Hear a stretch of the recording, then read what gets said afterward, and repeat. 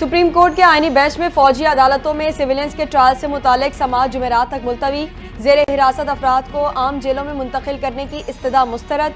Additional attorney general मौक़िफ़ अपनाया कि वज़ारत दिफा के वकील ख्वाजा हारिस की तबीयत नासाज है, अदालत पेश नहीं हो सकते। वकील लतीफ़ खोसा ने कहा, जेर हिरासत अफराद की कम अज़ कम जेलों में मुलाकात कराई जा सकती है। जस्टिस अमीनुद्दीन ने रिमार्क्स दिए कि केस की समाअत हो रही है, फिलहाल किसी और तरफ ना जाएं। मुलाकात से मुतालिक अटॉर्नी जनरल यकीन दहानी करा चुके हैं।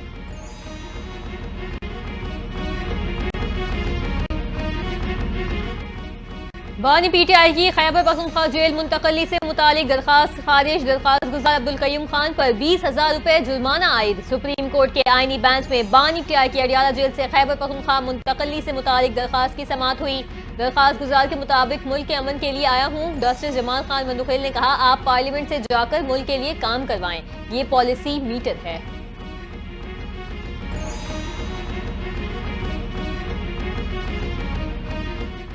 जस्टिस अमीनुद्दीन की सरबराही में आईनी बेंच की बानी पीटीआई के खिलाफ तौहीन अदालत की हुकूमती दरखास्त पर समाअत। क्या हुकूमत इस दरखास्त को चलाना चाहती है? अदालत का एडिशनल अटॉर्नी जनरल से सवाल। एडिशनल अटॉर्नी जनरल ने जवाब दिया, हुकूमत संजीदगी से समाअत चाहती है। बानी पीटीआई ने 25 मई को लॉन्ग मार्च करके अदालती हुक्म की खिलाफ वर्जी की। जस्टिस अमीनुद्दीन ने रिमार्क्स दिए, नोटिस किया गया तो बानी पीटीआई को कमरा अदालत में पेश करना पड़ेगा। जस्टिस मुसर्रत हिलानी ने कहा कि क्या बानी पीटीआई को नोटिस हुआ है? सलमान अकरम राजा ने जवाब दिया, नोटिस मौसूल होने पर ही जवाब जमा कराया गया। आईनी बेंच ने समाअत गैर मुअय्यना मुद्दत तक मुलतवी कर दी। पेशावर हाई कोर्ट ने साबिक स्पीकर कौमी असम्बली असद कैसर की 31 दिसंबर तक राहदारी जमानत कर ली। अदालत का असद कैसर को दर्ज मुकदमात में गिरफ्तार न करने का भी हुक्म। जस्टिस इश्तियाक इब्राहिम ने 3 मुकदमात में राहदारी जमानत के लिए असद कैसर की दरखास्त पर समाअत की।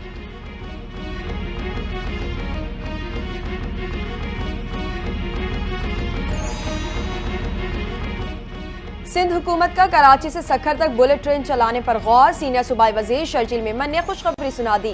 कहा, गैर मुल्की सरमायाकारों से कराची ता हैदराबाद और हैदराबाद ता सखर बुलेट ट्रेन या स्पीड ट्रेन शुरू करने की बात हुई। सरमायाकारों ने अपनी दिलचस्पी जाहिर कर दी है। पिंक टैक्सी प्रोजेक्ट शुरू करने के भी करीब पहुंच चुके। रेड और येलो लाइन पर काम चल रहा है।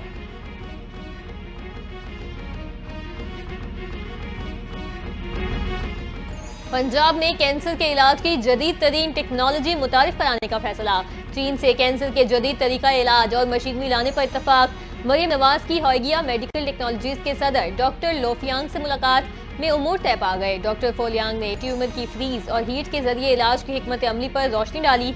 नवाज शरीफ कैंसर अस्पताल में चीन के ताउन से जदीद मशीनरी और तरीका इलाज शुरू किया जाएगा।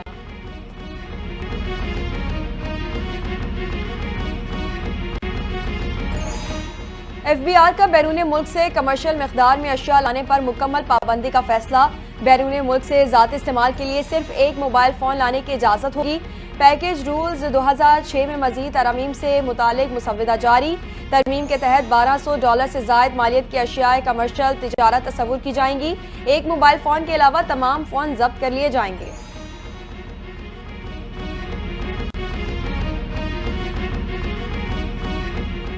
तरक्की याफ्ता ममालिक सरमायाकारी के एवज रिहाइश और वीजे दे रहे हैं। पाकिस्तानी लाखों डॉलर्स लेकर बाहर जा रहे। चेयरमैन नैब lieutenant general retired Nazir Ahmad Bhatt कहते हैं, जानना जरूरी है कि उनके पास 5-5 और 10-10 लाख डॉलर्स कहां से आते हैं।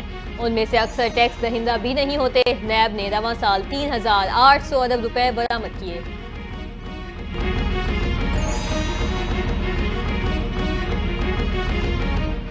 मुझे सियासत में हिस्सा लेने से रोकने के लिए सजाएं सुनाई गईं। हमारी सियासी जमात हरीफों के लिए चैलेंज बन गई थी। बानी पीटीआई का बयान। कहते हैं, निज़ाम की तब्दीली और इस्टेब्लिशमेंट के खिलाफ सड़कों पर मुल्कगीर पुरअमन तहरीक शुरू की। लंदन प्लान आगे बढ़ाने और मेरी सियासी जमात को कुचलने के लिए 9 मई 2023 को फॉल्स फ्लैग ऑपरेशन किया गया। झूठे फॉल्स फ्लैग ऑपरेशन के बाद कारकुनों को जेलों में डाला गया।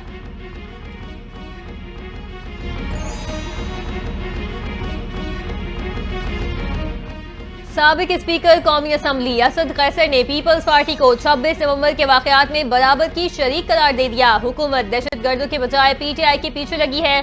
सियासी कैदियों को रिहा करना हमारा मुतालिबा है। मीडिया से गुफ्तगू में असद कैसर ने हुकूमत को तनकीद का निशाना बना डाला। कहा पीटीआई को दबाने के लिए सब अपनी कोशिशें कर रहे हैं। बलूचिस्तान में हुकूमती रिट खत्म हो गई, उनके पास इतना वक्त ही नहीं कि असल टारगेट पर फोकस रखें।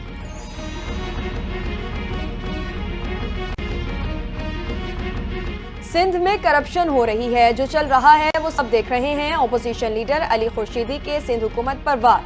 प्रेस कॉन्फ्रेंस में कहा पीपल्स पार्टी सिंध का सदर पीएसी का चेयरमैन बना हुआ है।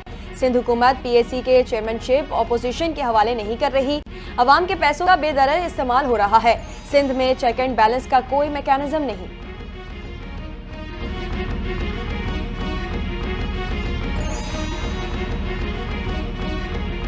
इंसान हो या फरिश्ते, पीटीआई मुज़ाकरात के लिए तैयार है। अपोजिशन लीडर उमर अय्यूब की मीडिया से गुफ्तगू। बोले 5 दिसंबर को बानी पीटीआई से मुलाकात के बाद मुज़ाकराती कमेटी बनाई। कमेटी मुतालबात हुकूमत के सामने रखकर इन्हें मनवाने की कोशिशें करेगी। मुतालबात में मुकदमात खत्म करने पर बात होगी। अगर मुकदमात खत्म न हुए तो सिविल नाफरमानी की तरफ जाएंगे।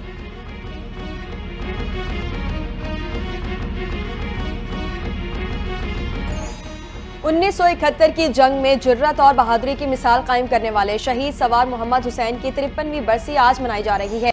सदर मुमलिकत और वजीर आजम शहबाज शरीफ का सवार मोहम्मद हुसैन शहीद की बरसी पर खिराज अकीदत। वजीर आजम शहबाज शरीफ ने कहा सवार मोहम्मद हुसैन ने दुश्मन के 16 टैंक तबाह करने में कलीदी किरदार अदा किया। दुश्मन का गुरूर को खाक में मिलाया। कौम को अपने शोहदा और उनके अहले खाना पर फख्र है।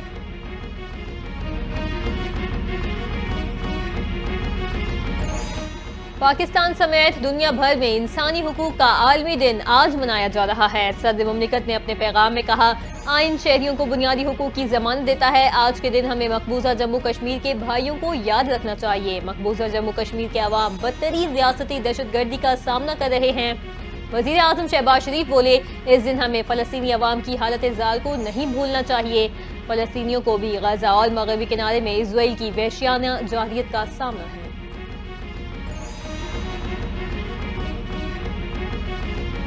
सड़क पर चलती मोटरसाइकिल में धमाका, 2 मुबैना दहशतगर्द हलाक हुए। पुलिस के मुताबिक वाकया किला अब्दुल्ला में कौमी शाहराह पर पेश आया।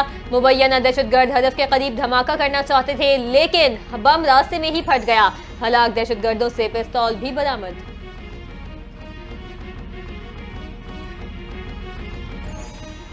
कराची में दफा 144 की खिलाफ वर्जी पर MQM लंदन के 24 कारकुन गिरफ्तार। पुलिस के मुताबिक गिरफ्तारियां लियाकत अली खान चौक और जिना ग्राउंड से की गई। गिरफ्तार अफराद के खिलाफ थाना अजीजाबाद में सरकार की मुद्दत में मुकदमा दर्ज कर लिया गया।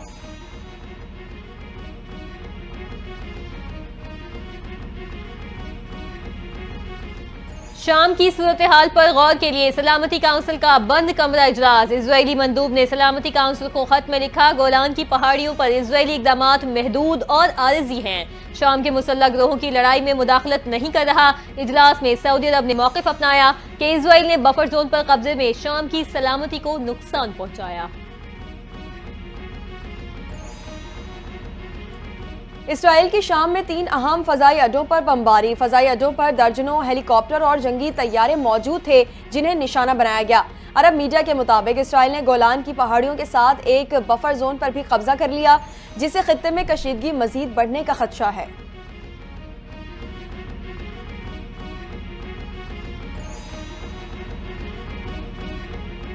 और कौमी क्रिकेट टीम आज जनूबी अफ्रीका के खिलाफ सीरीज का पहला T20 मैच खेलेगी। बाबर आजम और साइम अयूब की ओपनिंग करने का इम्कान। मैच पाकिस्तानी वक्त के मुताबिक रात 9 बजे शुरू होगा। कप्तान मोहम्मद रिजवान कहते हैं माजी की परफॉर्मेंस मायने नहीं रखती, यहाँ पर सीरीज के लिए आए हैं, ये एक चैलेंज है।